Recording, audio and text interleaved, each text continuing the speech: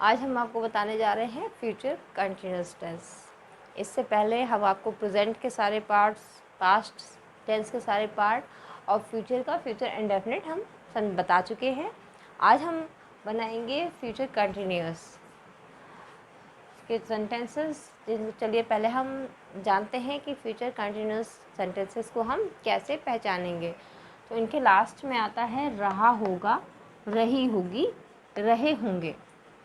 ये है future continuous sentences की पहचान। अगर इंग्लिश में सेंटेंस दिए होंगे तो उनमें विल बी, शैल बी और दोनों के साथ ही वर्ब की फर्स्ट फॉर्म और आईएनजी का यूज़ होता है।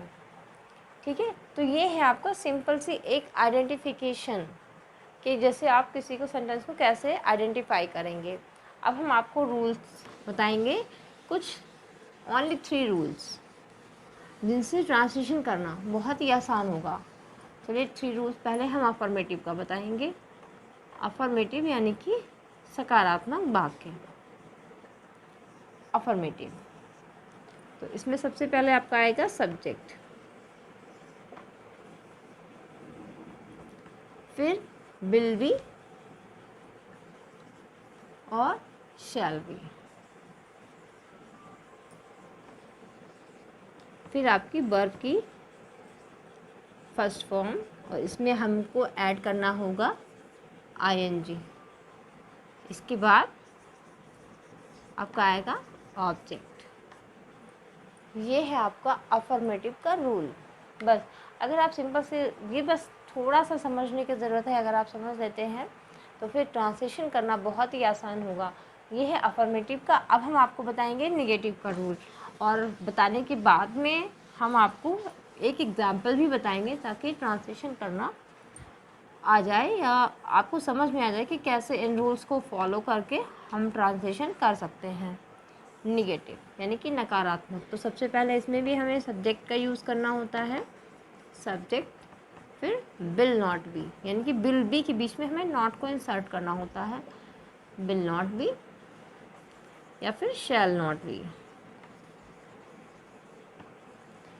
Shall not be. इसके बाद हमें लिखनी होगी वर्ब की फर्स्ट फॉर्म, और इसमें कंटिन्यूअस के जो भी सेंटेंस होते हैं उसमें वर्ब में आईएनजी ऐड होती है। वर्ब की फर्स्ट फॉर्म आईएनजी, इसके बाद आपका आएगा ऑब्जेक्ट। तो ये है आपका नेगेटिव का rule. Subject, will not B या फिर शैल नॉट बी, वर्ब की फर्स्ट फॉर्म आएगी, उसके बाद इस वर्ब में हम आईएनजी को जोड़ेंगे, उसके बाद हमें अपना ऑब्जेक्ट लिखना होता है। अब हम बता रहे हैं आपको इंट्रोगेटिव। इंट्रोगेटिव के 2 तरीके होते हैं, हम आपको दोनों बताएंगे। इंट्रोगेटिव, इंट्रोगेटिव यानी कि प्रश्नवाचक वाक्य, तो जिनका आंसर हम यस या नो में दे सकते हैं, उसमें सिर्फ हमें हेल्पिंग वर्ब को आगे लिखने की ज़रूरत होती है। विल या शैल को, बी अपनी जगह पर ही रहेगा। विल या शैल फिर सब्जेक्ट, इसके बाद हमें बी लिखना है, फिर आपकी आएगी वर्ब की फर्स्ट फॉर्म, इसमें आईएनजी को हम ऐड करेंगे, इसके बाद ऑब्जेक्ट। अगर दूसरे टाइप की हम बात करें जिसमें हमें रीज़न देना पड़ता है या हमें कहें को प्रश्नवाचक शब्द भी होता है, तो उसमें सबसे पहले क्वेश्चन वर्ड लिखना होगा, क्वेश्चन वर्ड। इसके बाद फिर हम विल या शैल लिखेंगे, वो अपनी जगह पर ही रहेगा, सिर्फ क्वेश्चन वर्ड का ही डिफरेंस होता है। फिर सब्जेक्ट, इसके बाद बी, फिर वर्ब की फर्स्ट फॉर्म, इसमें आईएनजी हम ऐड करेंगे और इसके बाद ऑब्जेक्ट लिखेंगे।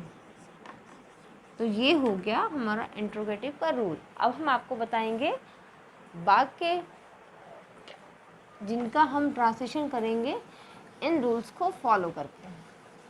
हम एग्जाम्पल आपको भी बताएंगे ताकि आपको समझ में आ जाए कि कैसे इन रूल्स को फॉलो करके हम ट्रांसलेशन आसानी से कर सकते हैं। वह कल अपना काम कर रहा होगा। अब ये देखिए रहा होगा, तो यानी कि ये हो गया आपका फ्यूचर कंटिन्यूअस का। और अफर्मेटिव का सेंटेंस है तो अफर्मेटिव का रूल अप्लाई होगा। सबसे पहले वह यानी कि सब्जेक्ट ही के साथ will be, he will B.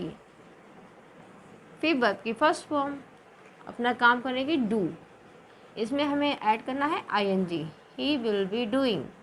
क्या कर रहा होगा? अपना काम, he will be doing his work tomorrow.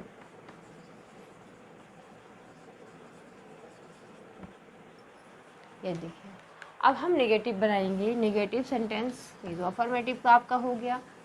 अब नेगेटिव, मीरा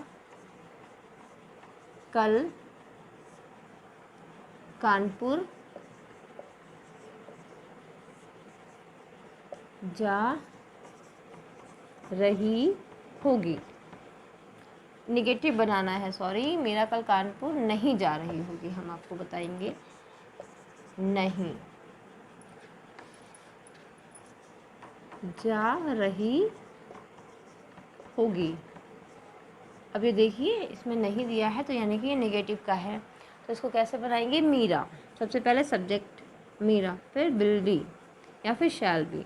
तो शैल लगता है आई और बी के साथ, तो हमें यहाँ पे विल लगाना है।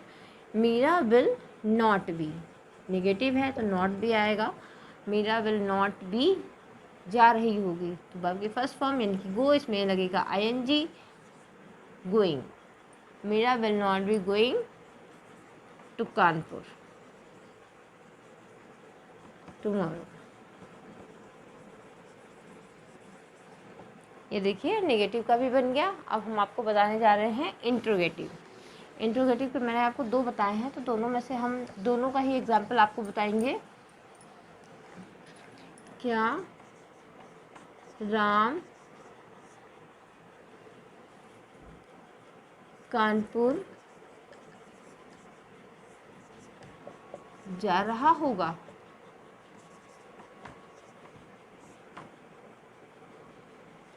तो इसका आंसर हम यस या नो में दे सकते हैं, तो हमें सिर्फ हेल्पिंग वर्ब को आगे लिखने की ज़रूरत है। विल राम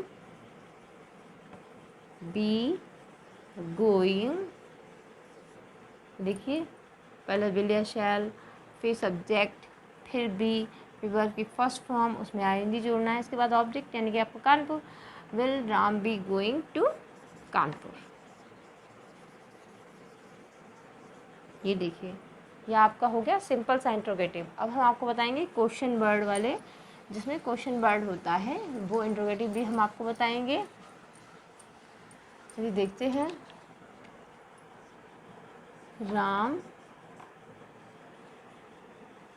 कानपुर क्यों जा रहा होगा? ये देखिए इसमें क्वेश्चन वर्ड दिया है, तो हमें सबसे पहले क्वेश्चन वर्ड यानी कि वाई, विल, फिर क्वेश्चन वर्ड के बाद विल या शैल लिखना है, फिर हमें सब्जेक्ट लिखना है वाई विल राम बी, अपनी जगह पर ही रहेगा, वाई विल राम बी। अगर नेगेटिव होगा तो यहाँ पे हम बी से पहले ही नॉट का यूज़ कर देंगे, क्योंकि हमारा बिल पहले आ चुका है। वैसे अगर नेगेटिव है तो हमें बिल बी के बीच में नॉट को इंसर्ट करना होता है, लेकिन राम है तो बिल बी के बाद हमें यहाँ पे नॉट का यूज़ करना है। Why will Ram be going to Kanpur. ये देखिए आपको सेकेंड इंट्रोगेटिव भी सेंटेंस मैंने बता दिया है। तो आई थिंक आपको समझ में आ गया होगा कि कैसे सिंपल से रूल्स को फॉलो करके हम ट्रांसलेशन कर सकते हैं। ट्रांसलेशन करना बिल्कुल मुश्किल नहीं है, अगर सिर्फ 3 फार्मूलाज को समझ लिया जाए तो बहुत ही आसान हो जाएगा ट्रांसलेशन करना। अगर आपको मेरी वीडियो पसंद आई है तो प्लीज़ लाइक और सब्सक्राइब कर दीजिएगा, और जो भी कमी हो कमेंट बॉक्स में ज़रूर बताइएगा। Thank you.